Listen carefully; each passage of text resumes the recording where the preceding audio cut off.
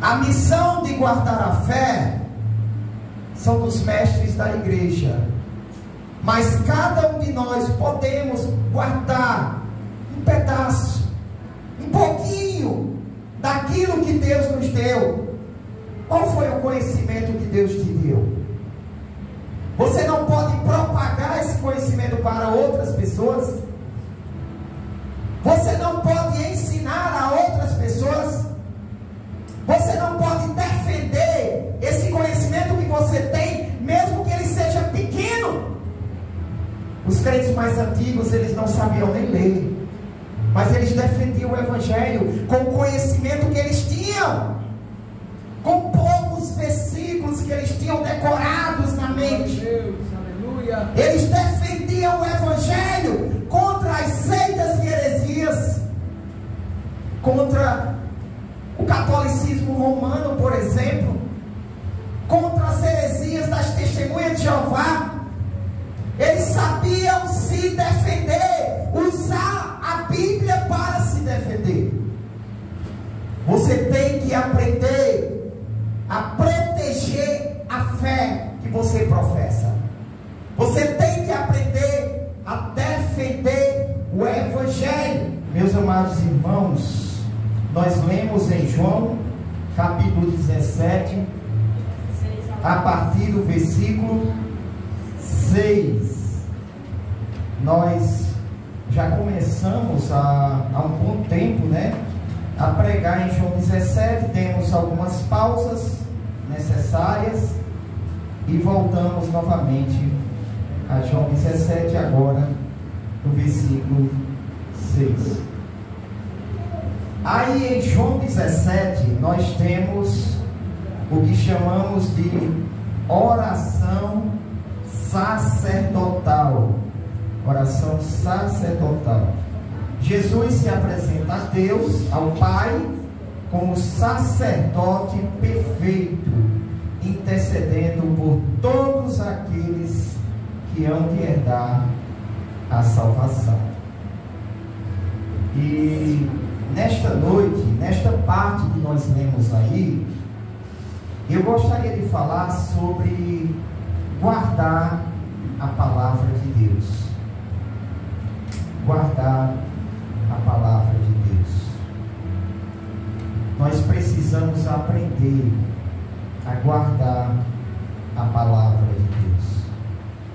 Muitas pessoas dizem, eu tenho a palavra de Deus no coração. A palavra de Deus está no meu coração. Eu amo a palavra de Deus. Eu guardo a palavra de Deus. E geralmente essas pessoas nem leem a Bíblia. Não se importa nem de ler a Bíblia. Nem de ler a Bíblia. Começando aí no versículo 6, Jesus revelou o caráter do Pai por meio de palavras, ações amorosas e justas, através do seu modo de viver, de se relacionar com as pessoas e reagir em certas situações. Deus foi revelado por meio de Jesus também na prática. Nós até escutamos que uma atitude fala mais do que 1000 palavras. Os discípulos, os apóstolos, observando Jesus, aprenderam muito a respeito do Pai. A Bíblia diz lá em Hebreus 1 e 3 que Ele é a expressão exata daquilo que Deus é. Jesus é a expressão exata daquilo que Deus é. Já em Colossenses, a Bíblia diz que em Jesus habita corporalmente toda a plenitude da divindade. Jesus, respondendo a Filipe, ele disse assim: Filipe, quem vê a mim, vê o Pai. Vê o Pai. Todas as qualidades que existiam no Pai existiam em Jesus. E todas as qualidades que existiam em Jesus existiam no Pai. Jesus veio à terra para revelar quem Deus é a todos aqueles que o Pai lhe deu, como diz aí em João 17 e 6. Olha o que diz em João 17 e 6. Manifestei o teu nome aos homens que do mundo me deste. Então, Jesus tornou o nome do Pai conhecido dos seus discípulos. Interessante é que o texto diz, né? Aos homens que do mundo me deste. O Pai deu pessoas a Jesus. O Pai deu irmãos a Jesus. O Pai deu discípulos a Jesus. E muitos calvinistas, né, dizem que versículos como este provam que algumas pessoas são escolhidas para serem salvas e outras não. Mas se a gente for analisar em João mesmo, a gente vai ver que aquelas pessoas que o Pai dá a Jesus são pessoas que creram em Jesus. É necessário que uma pessoa primeiro creia em Jesus, aí o Pai entrega essas pessoas nas mãos de Jesus, para ela ser salva. A salvação é pela graça, por meio da fé em Jesus Cristo. Sem crer em Jesus Cristo, não tem como uma pessoa ser salva. Agora pensa aqui comigo. Jesus revelou o caráter do Pai. E é necessário que cada um de nós aprenda sobre Deus. Nós queremos servir a Deus. Nós queremos que Deus nos ame. E nós dizemos que amamos a Deus. Muitas pessoas, se você perguntar, ela vai dizer: não, eu amo a Deus. Eu quero me relacionar com Deus. Eu quero ser amigo de Deus. Eu quero ser filho de Deus. Eu quero que Deus fale comigo. Eu quero falar com Deus sempre. Muitas pessoas dizem isso. Mas Deus constantemente é rejeitado por essas pessoas. Constantemente. Essas pessoas não querem orar. Essas pessoas não querem ler a Bíblia. Essas pessoas não querem ir aos cultos. Essas pessoas não querem ouvir pregações. Essas pessoas não querem renunciar aos seus pecados. Pecados estes que desagradam a Deus. Você suportaria ter um relacionamento com uma pessoa que a todo momento a pessoa quer estar distante de você? Que a todo momento a pessoa trai você? A pessoa faz o que te desagrada? Como é que você quer ter um relacionamento com uma pessoa assim? Então as pessoas constantemente, elas dizem: eu amo Deus, eu quero Deus, Deus é meu Pai, Deus é meu amigo, Ele está comigo toda hora, mas a todo momento está desprezando Deus. A todo momento está dizendo: eu quero Deus bem distante de mim, porque eu prefiro outras coisas que satisfazem a minha carne. Então, você precisa conhecer quem Deus é, para que você sirva a Ele corretamente, para que você agrade a Ele da forma que você deve agradar. Agora, Jesus veio à terra para revelar o Pai. Por meio de Jesus, nós compreendemos muitas coisas do Antigo Testamento que antes não dava para compreender. Por meio de Jesus, nós temos o Novo Testamento. Através de Jesus. Todo o conhecimento que nós temos do cristianismo é por causa de Jesus. Ele trouxe a revelação do Pai. Ele trouxe essa revelação e diz: ó, o Pai é assim. Esse é o plano do Pai. É isso que agrada ao Pai. E ele fez isso por palavras. A Bíblia diz que ele ensinou muitas vezes aos discípulos e também à multidão. Ele fez isso também por ações, pelas coisas que ele realizava. O jeito de Jesus conversar com as pessoas, o jeito de Jesus tratar as pessoas, os milagres que ele realizava, a compaixão que ele tinha das pessoas, tudo isso estava revelando ali quem era Deus. E você? O que você tem feito para manifestar o amor de Deus? Você tem sido uma pessoa amorosa, gentil, amável, calma com as pessoas? Você tem pagado o mal com o bem? Você tem feito o bem até mesmo aos seus inimigos? Você tem orado por aqueles que estão difamando você, perseguindo você? O que é que você tem feito para manifestar Deus através da sua vida? O que é que você tem feito para que as pessoas olhem para você e digam assim: olha, essa pessoa tem características de Jesus ali nela. Essa pessoa é um discípulo de Jesus. O próprio Jesus disse que as pessoas iriam reconhecer que nós somos os seus discípulos se nós amássemos uns aos outros. Uns aos outros. O amor, ele revela o verdadeiro discípulo. O amor é uma das marcas do verdadeiro discípulo. Jesus revelou o Pai. O que é que você está fazendo para revelar Jesus? Você está amando as pessoas, porque Jesus é amor. Você está sendo uma pessoa justa, ou quando você tem uma oportunidade, você faz uma trampicagem? Você trapaceia as pessoas.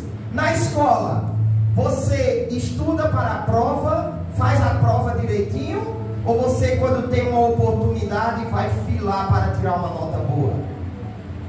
Você está manifestando a justiça mesmo? Porque a Bíblia diz que Deus não é só amor, Deus é também justiça. O amor, ele não se alegra com a injustiça. Você agir com injustiça com o seu professor, com os seus pais, dizendo que tirou uma nota boa, filando, você não está amando. Você não está amando. Será que você tem sido uma pessoa justa, como Deus é justo? Será que você tem sido uma pessoa santa, como Deus é santo? Deus, ele nunca tocou em pecado. O pecado nunca tocou em Deus. Ele habita na luz inacessível. Nenhuma maldade chega lá perto de Deus. Deus é santo. E se você conhece que Deus é santo, e se você diz que o seu Pai é santo, você está sendo santo como o seu Pai? Ou você está colocando imundícies diante dos seus olhos? Ao invés de fugir do pecado, você está correndo para perto do pecado. Ao invés de lutar, de batalhar, se consagrar, ler a palavra de Deus, orar, para você vencer os seus vícios, vencer as suas tentações, você está alimentando suas tentações e fazendo de tudo para acobertar, para que as pessoas percebam ou achem que você é uma pessoa crente de verdade. O que é que você tem feito para manifestar o caráter de Deus através da sua vida? Você tem sido uma pessoa verdadeira? Quando você vai falar de Jesus para as pessoas, você fala toda a verdade verdade ou você fala só uma meia verdade? Para ver se as pessoas não ficam com raiva de você. Uma meia verdade é também uma mentira. Quando você omite a verdade das pessoas, quando você podia dizer a verdade, você também está pecando com isso. Você não está revelando o caráter de Deus através da sua vida. Você não está revelando a verdade através da sua vida. E a fé em Deus? Você tem demonstrado para as pessoas que você tem verdadeira fé em Deus? É fácil demais nós escutarmos as pessoas dizendo: eu tenho fé em Deus, eu tenho muita fé em Deus. Mas quando surgem as dificuldades, quando surgem as perseguições, quando surgem as críticas, as injúrias, as calúnias, a solidão, aí a fé da pessoa começa a se manifestar como uma fé não muito forte. Consigo dizer, aumenta o grave só um pouquinho, por favor. Então, eu escutei hoje um testemunho de um irmão, um diácono de 72 anos. E esse diácono chegou para o seu pastor e disse: pastor, eu fiz uns exames e o meu médico disse que eu estou com leucemia. Aí o pastor: meu irmão, você sabe o que significa leucemia? Ele disse: sei não, pastor, mas Deus está no controle. Aí ele continuou dizendo: o médico disse que eu tinha que fazer umas coisas lá, tinha que passar algumas vezes lá na clínica, fazer uma quimioterapia. Aí o pastor disse: você sabe o que é isso? Ele disse: sei não, pastor, mas Deus está no controle. Meu irmão, você sabe a gravidade do problema? Ele disse: sei não, pastor, mas Deus está no controle. E ele foi fazer o tratamento de leucemia, e na primeira semana o pastor foi lá, e lá estava ele sentado na cama com a Bíblia no colo. Quando viu o pastor, se levantou todo feliz, dizendo: pastor, esse daqui já aceitou a Jesus, aquele também vai aceitar. E eu acabei de dirigir um culto aqui que o médico e a enfermeira participou. Aleluia, glória a Deus. Aí o pastor disse: meu irmão, o pastor todo triste pela condição dele, ele já estava abatido. Meu irmão, você quer que eu ore por você?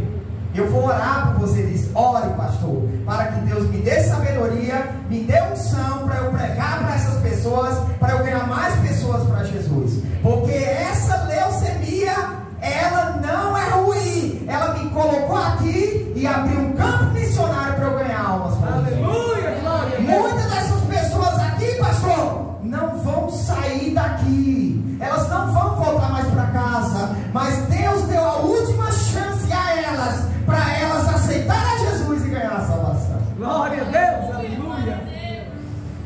E todas as vezes que o pastor chegava para ele, ele sempre dizia: é assim mesmo, pastor, mas Deus está me controle.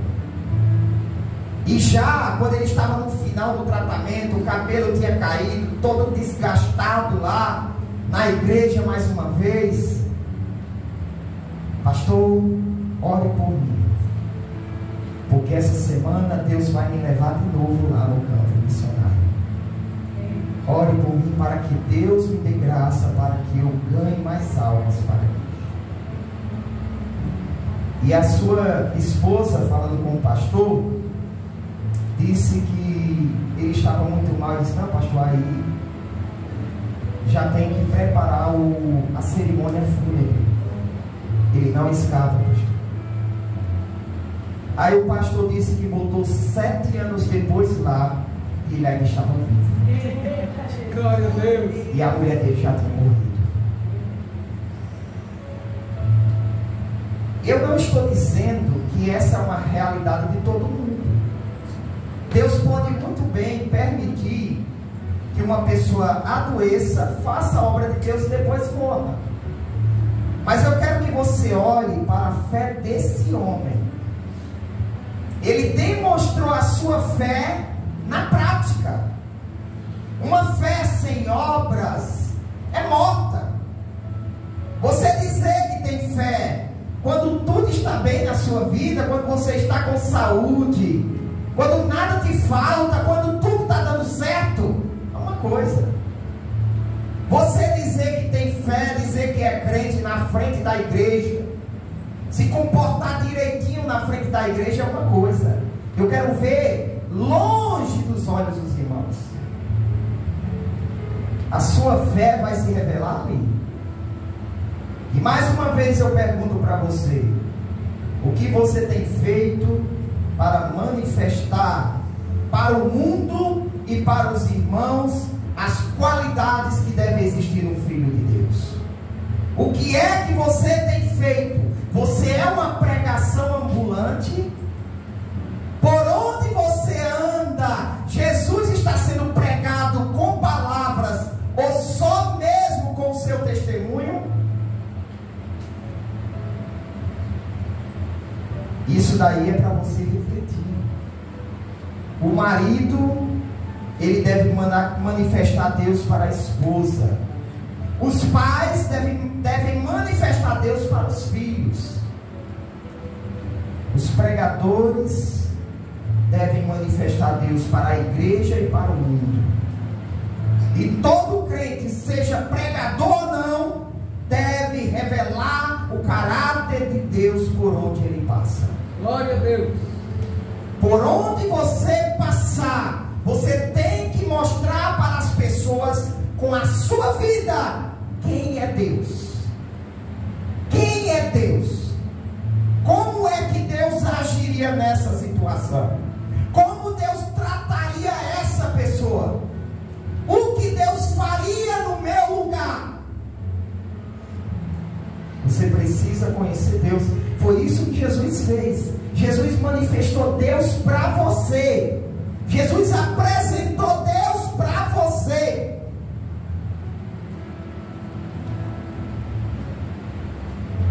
E aqueles que ouvem falar de Deus, se eles guardarem a palavra de Deus, eles serão filhos de Deus. Veja aí, eram teus, e tu nos deste, e guardaram a tua palavra. Guardaram a tua palavra. Não adianta você só escutar falar de Deus. Não adianta. Você tem que escutar, guardar a palavra lá dentro do coração, meditar nela e praticar essa palavra. O salmista disse: escondi a tua palavra no meu coração para não pecar contra ti. Por que você guarda a palavra de Deus no seu coração? Porque só assim você vai ser santo. Jesus diz: santifica-os na verdade. A tua palavra é a verdade. Uma pessoa só vai ser santa, separada do pecado. Ela só vai ter uma vida transformada se a palavra de Deus estiver guardada no seu coração. Glória a Deus. Guardar a palavra de Deus é você confiar e viver conforme a palavra de Deus. Você confia no que está escrito na Bíblia e passa a praticar o que está escrito na Bíblia. Por isso que a palavra de Deus tem que ser estudada todos os dias. Porque você e eu temos muitos defeitos, muitos maus hábitos que precisam ser tirados. E maus hábitos, eles são difíceis, e sair. Então, você precisa guardar a palavra de Deus no seu coração para que você se torne um verdadeiro filho de Deus. E esse termo aqui, guardar, ele é utilizado por Paulo para guardar alguma coisa como um guarda,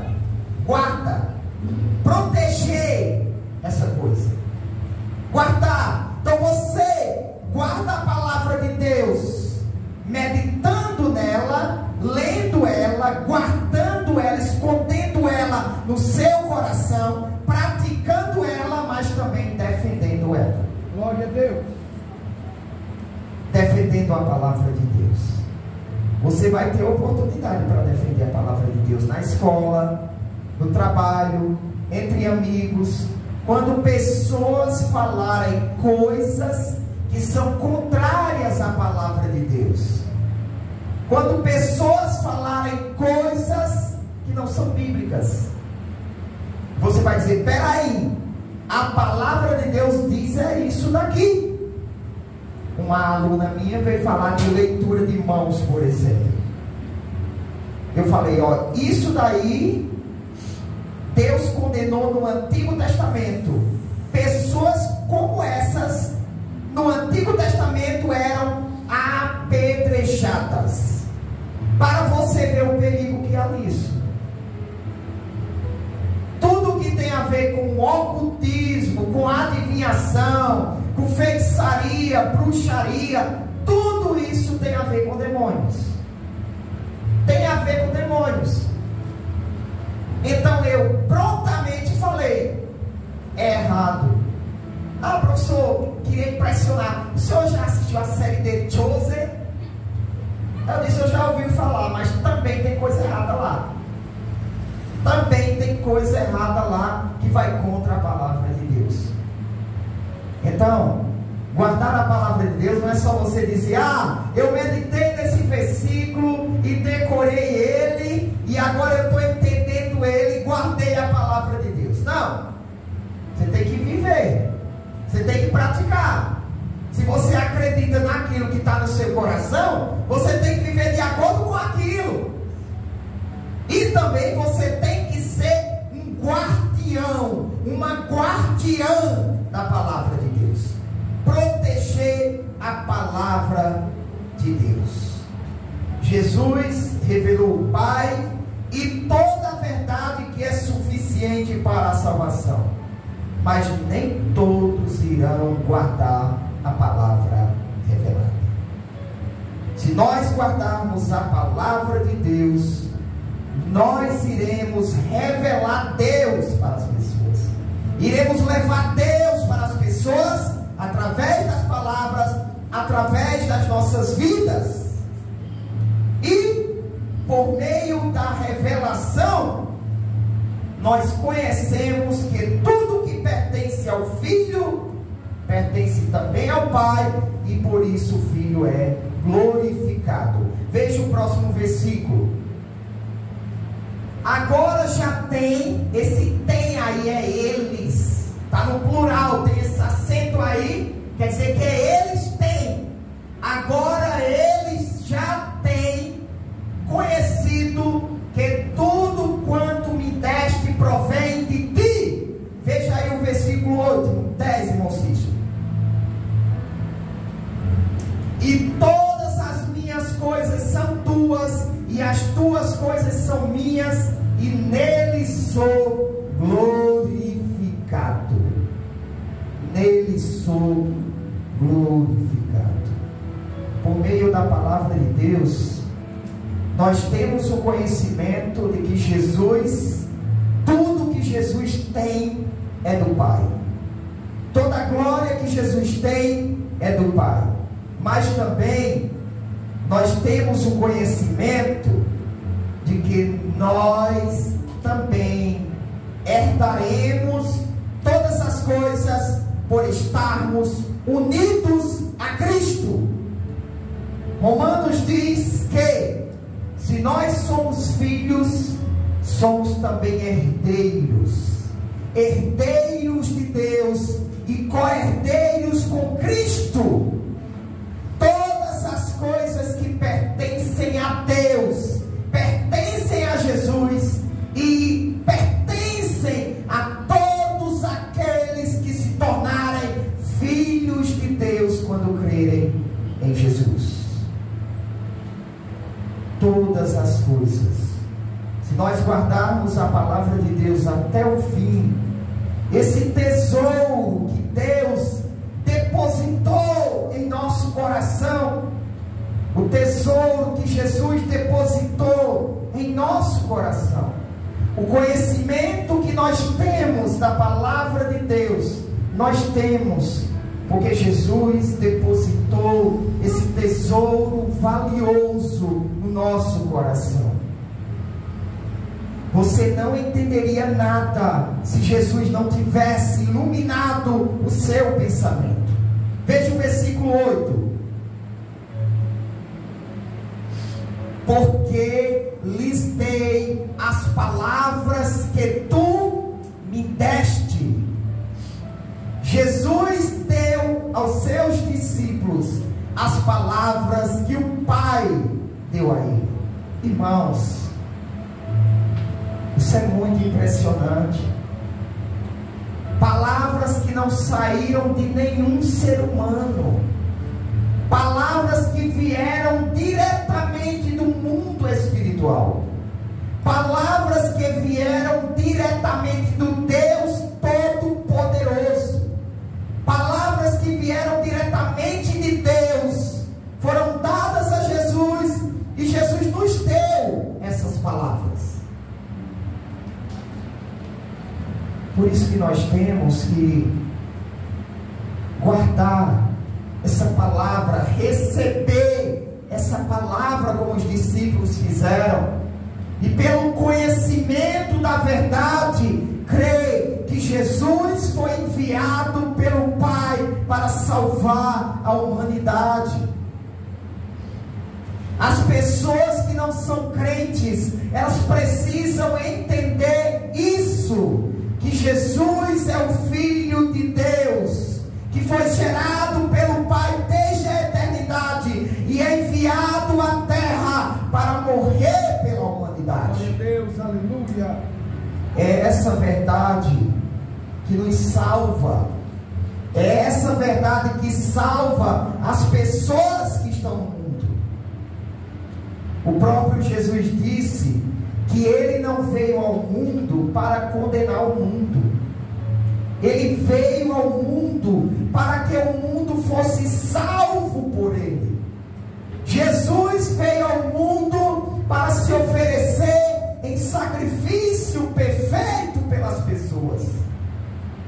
Mas ele precisava dar as palavras de Deus às pessoas, o evangelho da salvação, para que através desse evangelho as pessoas fossem salvas.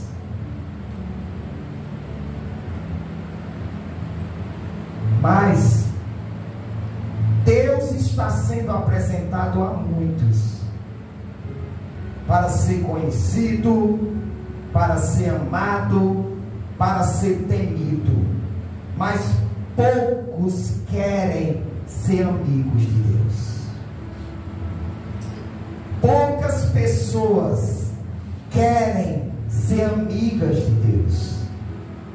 A natureza má dessas pessoas, quando elas escutam falar de Deus, quem Deus é, que Deus é santo, que Deus é justo, que Deus odeia o pecado, que Deus é o justo juiz que irá condenar a todos aqueles que não creem nele, as pessoas começam a odiar esse Deus que é apresentado para eles.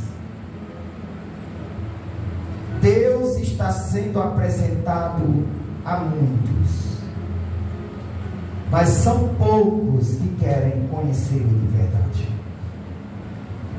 Poucos querem conhecer a Deus de verdade. Por isso, meus amados irmãos, que a oração sacerdotal, ela é feita apenas para os salvos. Não é uma oração feita para aqueles que nunca vão crer. Você pode ver aí no próximo versículo, que Jesus disse assim: eu rogo por eles, não rogo pelo mundo. Eu não estou orando pelo mundo, eu não rogo pelo mundo, mas por aqueles que me deste, porque são teus. Jesus, em algum momento, ele orou pelo mundo. Lá na cruz ele disse: Pai, perdoa-os, que eles não sabem o que fazem. Mas aqui não.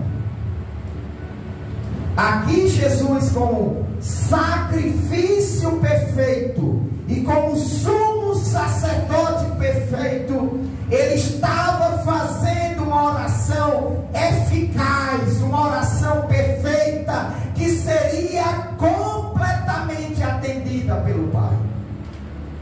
Uma oração feita por aqueles que criam nele e por aqueles que ainda iam crer nele.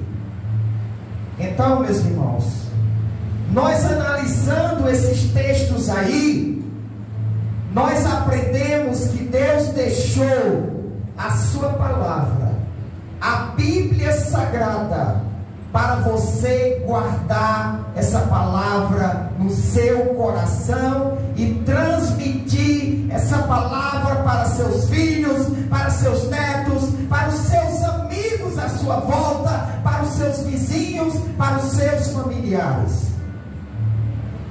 Deus deixou na igreja guardiões da palavra, que são os mestres da igreja. Nós vemos isso na carta de Paulo a Timóteo, que Deus sempre levantou na igreja mestres fiéis para ensinar as Escrituras como devem ensinar. Jesus era um mestre fiel, e ele ensinou aos seus discípulos, e por sua vez os apóstolos se tornaram mestres para ensinar aos outros. E a partir dos apóstolos, outros mestres foram surgindo. E ao longo da história da igreja, nós vemos muitos mestres que Deus levantou no meio da igreja para defender o seu evangelho. Agora você precisa entender que guardar a palavra de Deus não é só decorar, não é só praticar algumas coisas. Você precisa defender a palavra de Deus e fazer de tudo para repassar a palavra de Deus, a verdade de Deus, para aquelas pessoas que estão à sua volta e principalmente sua família. Você tem que se tornar um mestre da sua casa, para que o bom tesouro que Deus colocou no seu coração, ele não fique só ali. Imagina aquela pessoa que tem muito conhecimento da palavra de Deus, que Deus já deu àquela pessoa muita experiência, muito conhecimento das doutrinas bíblicas. Se essa pessoa morrer sem ensinar a ninguém, aquele conhecimento dessa pessoa fica com ela. Você precisa transmitir essa mensagem para os outros. Os pais precisam transmitir esse conhecimento para os filhos, com muita dedicação, com consagração, com zelo. O marido transmitir para a esposa, os pregadores, os ensinadores para a igreja. Glória a Deus. Para que esse bom tesouro ele fique guardado. Paulo, ele disse que é um tesouro guardado em vasos de barro. E custe o que custar, você tem que fazer de tudo para não abandonar a fé e combater o bom combate até o fim. Paulo disse: nós somos extremamente pressionados. Pressionados como limão, como se espreme limão. Nós somos extremamente pressionados, mas nunca esmagados, como se esmaga uma barata. Nós somos pressionados, mas não somos esmagados. Nós ficamos sem recursos, confusos, não sabendo o que fazer, nem como escapar, sem saída. Mas nós não perdemos a esperança em Deus. Glória a Deus, aleluia. Nós somos perseguidos de todos os lados. Em todo lugar tem perseguição, mas nunca seremos desamparados por Deus. Nós somos derrubados, como se derruba um vaso de barro, mas nunca seremos quebrados. Sempre encaramos a morte, como aconteceu com Jesus. Assim fica bem claro para todo mundo que a vida de Jesus é revelada em nosso corpo. Quando você passa pela batalha da fé, quando você sofre por amor do Evangelho, sem desfalecer, seja sofrendo em casa, na rua, no trabalho, na escola, humilhação, vergonha, angústia, quando você sofre sem desfalecer, Cristo está sendo revelado através do seu corpo. Glória a Deus. É como eu falei aqui no início. O que é que você está fazendo para revelar Deus? Revelar o caráter de Deus através da sua vida. Paulo deu a resposta em 2 Coríntios 4, do 8 ao 11. Isso que eu acabei de dizer. Você é perseguido, mas não desanima. Você é massacrado, caluniado, injuriado. Você sofre angústias e mais angústias, mas você não desiste. Você não nega a fé. Glória a Deus. E assim, todos os dias, a morte de Cristo é evidenciada no seu corpo. Você está morrendo para o mundo, pouco a pouco. O velho homem está sendo sufocado. Glória a Deus, aleluia. Sufocado. Oh, glória. E as pessoas olham para você e ver a vida de Cristo em você. Glória a Deus, aleluia. É assim que você guarda um bom tesouro. Você se considera um guardião do bom tesouro? Você se considera uma pessoa que é fiel? Que por onde você passa, o Evangelho não é escandalizado através da sua vida? Por onde você passa, você está defendendo a Bíblia, defendendo a verdade das Escrituras? Paulo, ele estava certo de que Deus iria guardar o seu depósito até a vinda de Cristo. Veja 2 Timóteo 1 e 12. Nós vamos começar aqui em Timóteo, para os irmãos perceberem isso. Olha, por cuja causa padeço também isto. No versículo anterior ele disse que era pregador, apóstolo e mestre e professor dos gentios.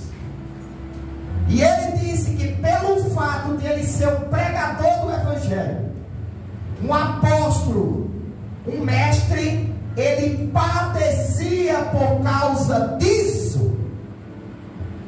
Por cuja causa padeço também isto que Paulo estava padecendo neste momento que ele escreveu essa carta. Ele estava preso e já estava sentenciado à morte. Ele mesmo disse para Timóteo que o tempo da partida dele já estava próximo. E o que foi que ele disse para Timóteo? Timóteo, combati o bom combate, acabei a carreira, guardei a fé. Glória a Deus. Ele se compara a um soldado que combate numa guerra. Combati o bom combate. Ele se compara a um atleta que corre em busca do alvo até receber o prêmio. Completei a carreira. E ele se compara a um guardião, a um protetor da fé cristã. Lá, quando Paulo diz guardei a fé, ele não está falando guardei a minha fé. Ele está falando eu guardei a fé cristã. Eu protegi a fé dos falsos ensinos, dos falsos mestres. Eu fui aquele que preguei o Evangelho, ensinei o Evangelho e defendi o Evangelho. Judas, lá no versículo 3, ele também diz isso, que ele escreveu aquela carta para que os irmãos combatessem pela fé que foi de uma vez por todas entregue aos santos. A missão de guardar a fé são dos mestres da igreja, mas cada um de nós podemos guardar um pedaço, um pouquinho daquilo que Deus nos deu. Qual foi o conhecimento que Deus te deu? Você não pode propagar esse conhecimento para outras pessoas? Você não pode ensinar a outras pessoas? Você não pode defender esse conhecimento que você tem, mesmo que ele seja pequeno. Os crentes mais antigos, eles não sabiam nem ler, mas eles defendiam o Evangelho com o conhecimento que eles tinham, com poucos versículos que eles tinham decorados na mente. Deus, aleluia. Eles defendiam o Evangelho contra as seitas e heresias, contra o catolicismo romano, por exemplo, contra as heresias das testemunhas de Jeová. Eles sabiam se defender, usar a Bíblia para se defender. Você tem que aprender a proteger a fé que você professa. Você tem que aprender a defender o Evangelho. E Paulo disse aí: eu estou preso, eu estou padecendo, eu estou sofrendo porque eu sou um pregador, um apóstolo, um professor do Evangelho. Eu estou sofrendo, mas eu não me envergonho. Eu não me envergonho. Eu sou humilhado, eu sou perseguido, Paulo disse. Eu sou injuriado, caluniado, zombado, criticado, apanhando, sofrendo, condenado à morte. Mas eu não me envergonho. Eu não me envergonho, porque eu sei em quem eu tenho crido. Eu conheço Jesus. Eu conheço o Pai. Eu conheço a revelação que Jesus me deu. Eu conheço a palavra de Deus. Eu conheço o Evangelho. Eu sei em quem tenho crido. E eu tenho plena certeza que Ele é poderoso para guardar o meu depósito até aquele dia. Glória a Deus. Deus tinha depositado algo dentro de Paulo. Ele disse lá em 2 Coríntios 4 que era um tesouro em vasos de barro, para que a excelência do poder estivesse em Deus e não em nós. Esse tesouro que estava dentro de Paulo iria morrer. Como é que esse tesouro seria propagado, guardado em outras pessoas? Porque os seres humanos, eles são mortais, eles morrem. Muito conhecimento fica só com ele. Ele morre e não tem como outras pessoas saberem mais daquilo. Paulo disse: eu tenho certeza que Ele é poderoso para guardar o meu depósito.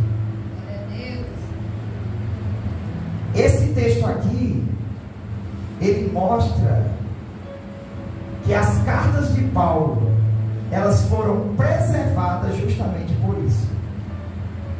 As escrituras sagradas, elas foram preservadas porque Deus é poderoso para guardar.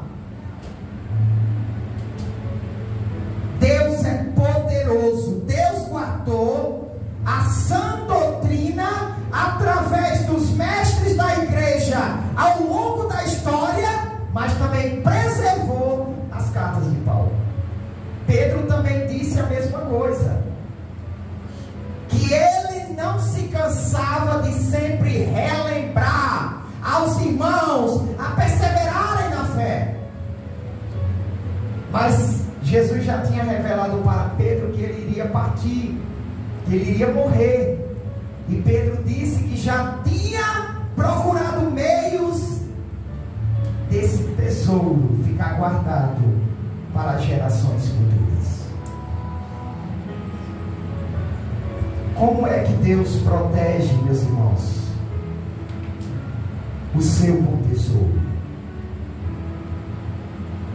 Através de homens fiéis que são idôneos para também ensinar aos outros. Glória a Deus. Você precisa abrir os seus ouvidos, abrir o seu coração para deixar a palavra de Deus entrar no seu coração, porque ela sim é poderosa para mudar a sua vida. Ela é poderosa para te dar tudo aquilo do que você precisa. Amém. Jesus confiou o bom depósito aos apóstolos. Os apóstolos confiaram aos mestres da igreja.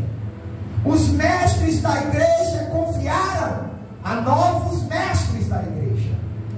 E assim o bom depósito do Evangelho foi sendo preservado e continua sendo preservado e vai continuar sendo preservado até hoje. Por isso que a verdade do Evangelho jamais será perdida. Nós vemos aí na história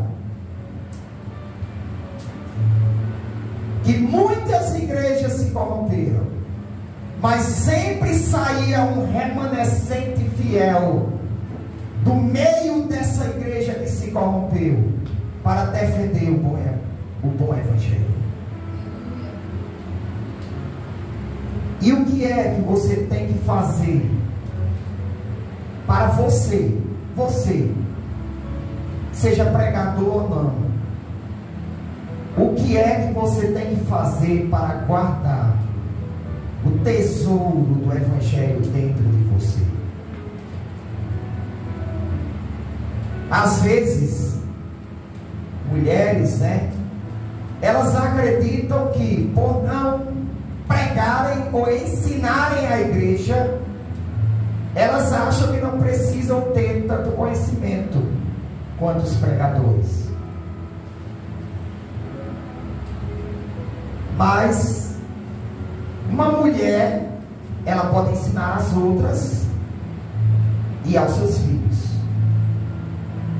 E os seus filhos podem se tornar mestres da igreja.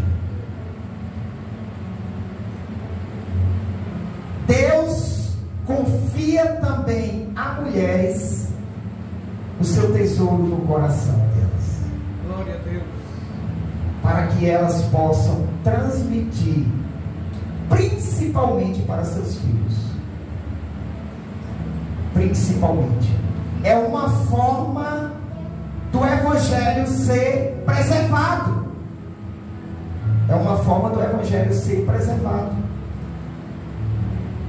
Às vezes o avô era zeloso pelas Escrituras, passou esse conhecimento para o pai da mulher, e o pai passou esse conhecimento para ela. Ela diz: não, mas eu não tenho como ensinar a igreja. Aí passa uma geração e aquele tesouro que Deus confiou ao avô está sendo confiado aos filhos dela. Então, nós precisamos guardar o tesouro no nosso coração, mas também encorajar as outras pessoas a guardarem também, como Paulo fez. Veja o próximo. Conserva o modelo das sãs palavras que de mim tens ouvido, na fé e no amor que há em Cristo Jesus. Próximo. Guarda o bom depósito pelo Espírito Santo que habita em nós. Por um lado, Paulo disse: Jesus é poderoso para guardar o meu depósito. Por outro, Paulo disse: Timóteo, guarda o bom depósito. Nós precisamos também encorajar as outras pessoas a guardarem a palavra de Deus em seus corações, a viverem a palavra de Deus, a defenderem o Evangelho. Glória a Deus. Então, como é que você faz para guardar esse bom depósito? Primeiro, você deve persistir em ler, exortar e ensinar a palavra de Deus. Cada pessoa é diferente. Existe pessoa que vai aprender rápido, mas existem pessoas que vai demorar e você tem que ter paciência. Aqui, quando Paulo estava dizendo persiste em ler para Timóteo, ele está falando da leitura para os irmãos. Ele lê as Escrituras para os irmãos. Persiste em ler para eles, em encorajar eles, em animar eles, em advertir, em corrigir, em ensinar. Persiste, Timóteo. Então, se você quer guardar a palavra de Deus, você tem que fazer o mesmo. Você tem que fazer o mesmo. Você tem que passar esse evangelho para outras pessoas. Você tem que fazer o mesmo. Mas nós temos que tomar alguns cuidados. Todos nós. Nós temos que ensinar aos irmãos a não se meter em discussões ou brigas por causa de assuntos bíblicos, porque essas discussões não trazem nenhuma edificação espiritual e só serve para corromper quem está vendo isso. Veja 2 Timóteo 2:14.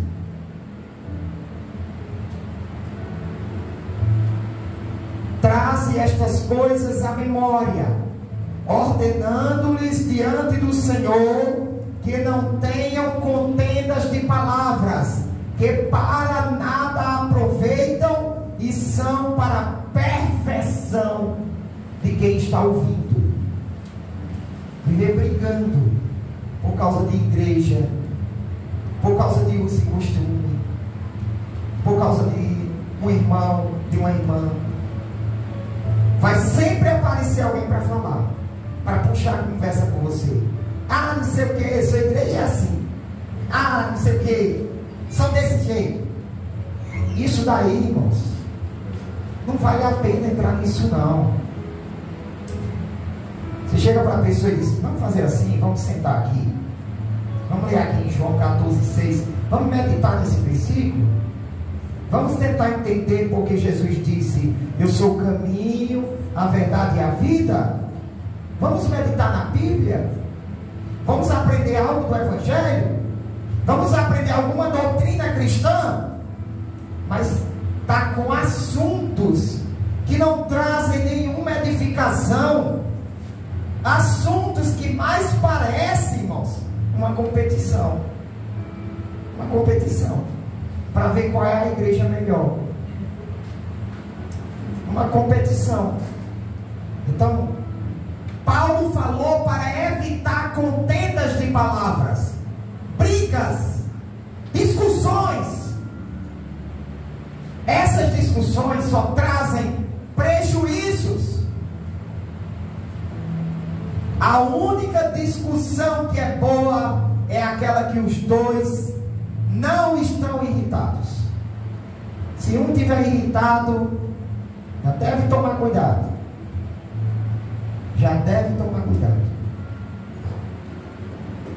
A gente vê aí muitos debates. Tem um pastor que eu vi agora debatendo com outro, e era cada deboche.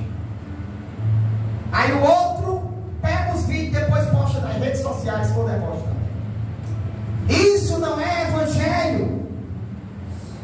Não é. Você usar seu conhecimento para rir do outro que errou. Isso não é evangelho.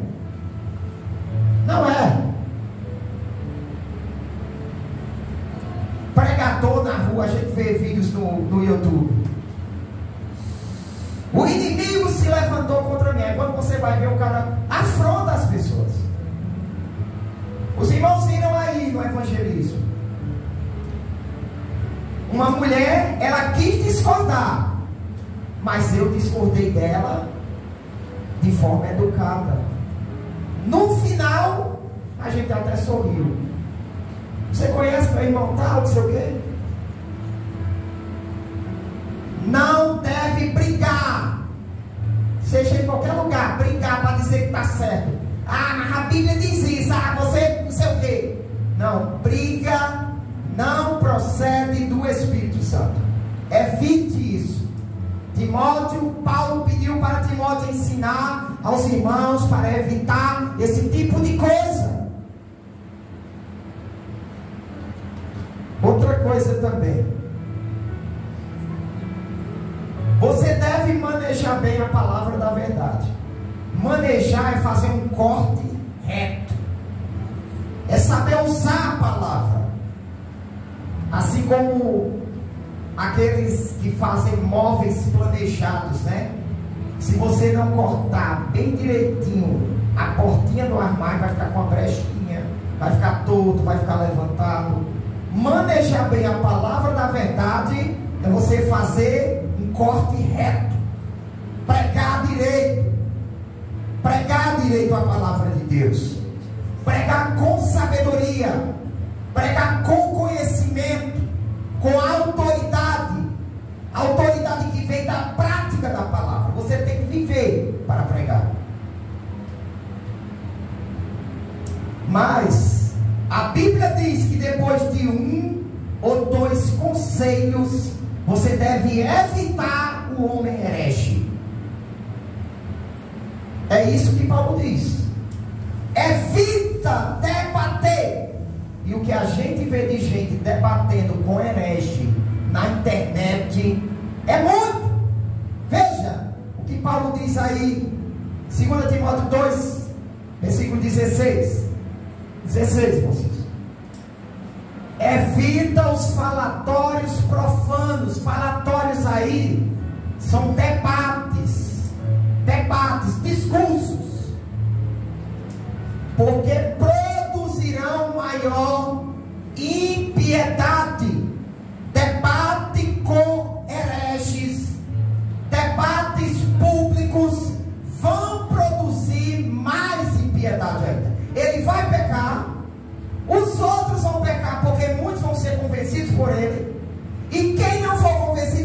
com raiva, vai ficar xingando. Vai produzir mais impiedade. Agora veja o próximo. E a palavra desses que pregam heresia, falsos ensinos, ela vai roer, ela vai corroer como câncer, como gangrena, e entre os quais são Himeneu e Fileto. Paulo cita 2 exemplos de herege. Interessante, né? Que se hoje a gente fosse citar os hereges daqui de Piacó, alguém ia dizer que era falta de educação, que não era o Evangelho de Cristo. Aí os 2 hereges de lá de Éfeso, Paulo escreve na carta para Timóteo ler na igreja. E lê várias e várias vezes. Himeneu e Fileto são 2 hereges. Se desviaram da verdade e perverteram a muitos, dizendo que a ressurreição já ocorreu. Provavelmente eles acreditavam que a única ressurreição que aconteceu foi a ressurreição espiritual, que não ocorreria uma ressurreição física, que era assim que acreditava o gnosticismo. Então, nós temos razões bíblicas para acreditar que debates com pessoas hereges não é saudável. Eu vejo debates aí, eu vi um, por exemplo, como mestre das Testemunhas de Jeová. Eu, na minha opinião, eu não acho correto. Se você quer refutar, refute à parte. Faça um vídeo, traga uma pregação refutando, mas dá espaço para aquele herege está expondo suas ideias. Não acho correto. Não acho correto, não. Por esse princípio aí que Paulo fala, que a palavra deles rói como gangrena. João, escreve lá em 2 João, para você não receberem na igreja os hereges, na igreja, para eles não terem a oportunidade de falar. Quando João diz para não receber em casa, era porque os cultos eram feitos na casa. Não receber eles, para eles terem a oportunidade de falar. Aí pessoas que blasfemam, que zombam de Deus, que pregam heresia, aí um canal cristão sério, dando voz e vez a essas pessoas. Dando voz e vez. Paulo diz que vai produzir mais impiedade ainda. A palavra deles vai roer como gangrena. Paulo diz: evita eles, Timóteo. Evita eles, Timóteo. Não queira conversa com eles. Não queira debater com eles. Evite. Jesus falou que a gente não deve dar o que é santo aos cães. Se uma pessoa já está comprovadamente, já está comprovado que essa pessoa é herege mesmo, é corrompida, não tem jeito para essa pessoa, não adianta. Não adianta, você está jogando palavras santas para cão, para porcos. Foi isso que Jesus falou. Não dê o que é santo aos cães, nem as vossas pérolas aos porcos. Não dê. E Pedro compara cães e porcos a falsos mestres. Pedro diz: eles são, neles se cumpre aquele ditado, que o cão voltou ao seu vômito e a porca lavada voltou para a lama. E tem vários outros textos que eu poderia citar aqui, que Paulo manda evitar, se afastar deles. Teve um que tentou vir conversar comigo uns dias. Eu até dei uma oportunidade. A Bíblia manda dar uma oportunidade, 1 ou 2 vezes. Só que não deu. Começou a xingar, ofender com palavras, arrogância, deboche. Eu fui e bloqueei. Ligou várias vezes e eu não atendo. Não atendo. Porque não adianta. Não adianta você conversar com essas pessoas. A Bíblia diz que vai ter mais mal do que bem. Vai ter mais mal do que bem. E para concluir, Paulo também fala para evitar assuntos tolos, assuntos sem instrução. E aqueles irmãos que estão presos pelos laços do diabo, o servo de Deus tem que ser paciente, apto para ensinar, calmo, tranquilo, insistindo, para ver se Deus leva aquela pessoa ao arrependimento. Existem pessoas que estão crendo em heresias, e elas podem ser resgatadas, elas podem ser mudadas. Quando Paulo fala para evitar, ele está falando de pessoas que claramente já apostataram na fé e pregam heresias.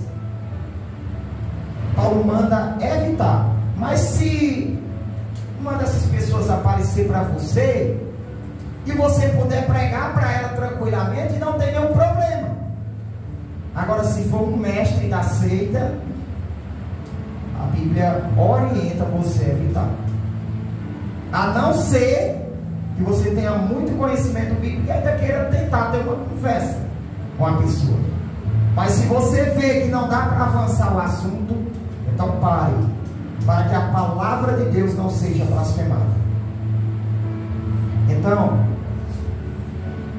quer guardar a palavra de Deus? Persista em ler, em pregar a palavra, em ensinar as pessoas. Evite brigas por causa da palavra de Deus. Você vai estar profanando a palavra de Deus, citando textos com raiva, citando passagens bíblicas com ira, com a intenção só de se defender. Quando Paulo conclui aí o capítulo 2, ele diz que o maior objetivo que você deve ter não é ganhar o debate. Existem muitas pessoas que a intenção delas é provar que está certo. Provar que está certo. Mas essa não é a intenção. A intenção é ganhar o irmão que está preso. Essa é a intenção. A intenção é conhecer a verdade. Se eu estou errado, eu devo ficar feliz quando alguém mostrar a verdade para mim. Abrir meus olhos para a verdade. Eu devo ficar feliz. Mas você, qualquer um, tem que ter muita paciência. Porque as pessoas são diferentes. Pessoas vão demorar a aprender e outras vão demorar a aceitar. E você vai ter que insistir até conseguir ensinar a verdade e levar aquela pessoa ao arrependimento. Evitem fofocas, irmãos. Fofocas. Quando trouxerem assuntos para vocês, quando assistirem vídeos na internet, procurem saber a verdade. Investigue a verdade. Saiu um vídeo aí de um pastor tomando o microfone de uma cantora, não saiu? Todo mundo diz que ele tomou por causa da música, não foi? Só que ele depois explicou que ele fez uma brincadeira. Tomou o microfone dizendo: fulana, você destruiu o meu sonho de ser cantor agora. Só foi isso. Só foi isso. Quantas pessoas ficaram com ódio daquele pastor? Porque achou que ele tomou. Quantas pessoas xingaram aquela menina? Porque achavam que ela estava fazendo besteira no culto e o pastor tomou. Por quê? Porque escutou fofoca. Não aceite fofocas. Não aceite nada sem prova. E existem muitos canais. O pastor Paulo Júnior, por exemplo, ele veio a público confessando que oprimia as pessoas, que era autoritário, e por isso se afastou. Mas levantaram aí meio mundo de teorias sobre ele. Pecado disso, pecado daquilo, e muitos canais estão propagando isso sem provas. ser verdade? Pode, mas não tem provas. Não aceite nada que falarem de alguém, e principalmente do seu irmão em Cristo. A Bíblia diz que o amor não suspeita mal. Você não suspeita mal do seu irmão. Se você suspeita mal, você não está amando ele. Não está amando ele. Procure evidências. Quando fica claro que aquilo é verdade, aí você pode acreditar que é verdade. Mas não aceite acusações. Não aceite acusações contra ninguém, a não ser que tenha provas de verdade. Existem muitas pessoas, para concluir, que tiveram suas vidas destruídas por causa de calúnias. A Lei Maria da Penha, por exemplo, ela foi feita em cima de uma calúnia. O marido dela não fazia isso com ela, mas ela conseguiu provar. Eu não sei como. Acreditaram.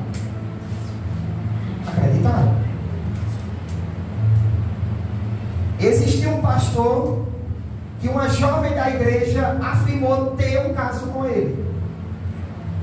E para provar disso, ele tem um sinal em tal lugar do corpo. A mulher acreditou. Destruiu o casamento, destruiu a família, destruiu o ministério. Quando ele estava velho, ela com câncer confessou que inventou aquilo. Ela trabalhava no hospital, ele estava no hospital e ela conseguiu ver a marca de nascença dele. E usou aquela marca de nascença para validar o que ela estava dizendo. Já existiam muitas vidas destruídas por causa de calúnias. Muitas. E nenhum de nós aqui está livre disso. José do Egito. Ele foi caluniado e acreditaram nele. Ele foi preso. Ele foi preso por isso. Quando Jesus disse: olha, bem-aventurados sois vós, quando vos perseguirem, quando vos injuriarem e mentindo disserem todo o mal contra vós. Isso daí é calúnia. Calúnia. Você não está livre disso. E você tem que preparar a sua mente para suportar isso. Porque pode surgir. Pode surgir. Os cristãos ao longo da história serão os que serão mais caluniados. A inteligência artificial hoje consegue produzir vídeos com você falando coisas e fazendo coisas que você não falou e não fez. Como é que você vai provar depois que esse vídeo estiver propagado aí? Todo mundo sabendo disso. Como é que você vai provar o contrário? É entregar nas mãos de Deus, viver a sua vida e pronto. E aguentar, e suportar, e saber que é por amor ao Evangelho.